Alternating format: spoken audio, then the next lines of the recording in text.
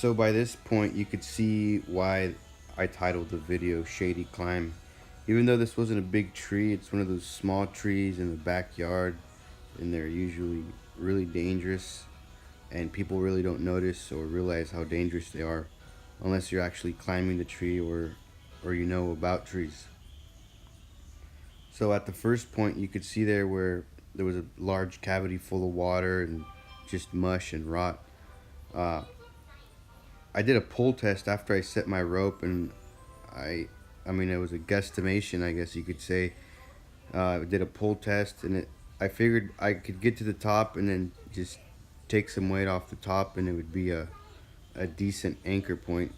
The whole tree was like this, and this was like the best tie-in point that there was at the time. And as I made myself or made my way up, I could see there was more decay. You could see right here. You can't really tell, but it's this tree's like falling apart. It's all mush inside, not completely. You could see the lift in the background. Unfortunately, there was no access for the lift, so I mean it had to be climbed. But yeah, and we're actually just giving this tree a crown reduction.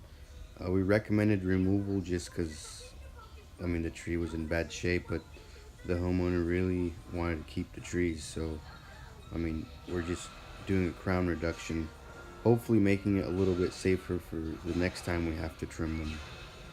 But yeah, see at this point I'm at where I want to be for my anchor point, and from here I just start removing weight, you know, to reduce load on my anchor point. After this point I felt a lot safer, a little bit calmer. I was kind of nervous getting my way up there with that big cavity at the base or near the base of the tree, or at least the base of the limb I was climbing, and all that those decay parts as I went up. And that's my dad down there. He's just clarifying to me what the customer wanted. This was one of those jobs you would have done differently if it were your trees, but I mean, we had to do what the customer wanted, and just, you know, reminding me of how dangerous the trees were.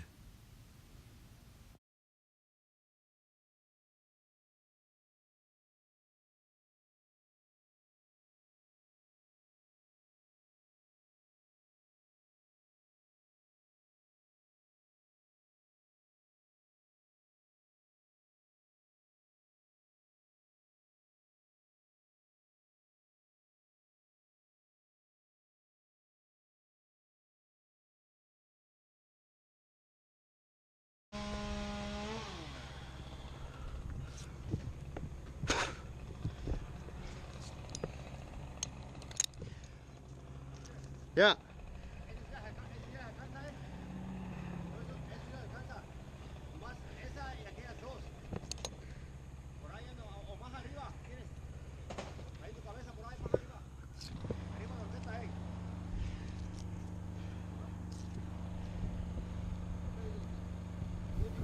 At this point, I admit I wasn't using the chainsaw as I should have been. Uh, it's not an excuse, but I mean, I was really uncomfortable as far as the stem that I was on and the position I was in altogether. It's kind of hard to tell how that limb just bowed over to one side. And I didn't want to really put more lean into the tree, or I mean, load into the tree by shifting my weight around to get comfortable to make those cuts. But either way, I shouldn't have been. I should have had two hands on the saw at all times. I just wanted to get those limbs out of there to get the weight Ahora off. sí. That's all that was on my mind. Ay.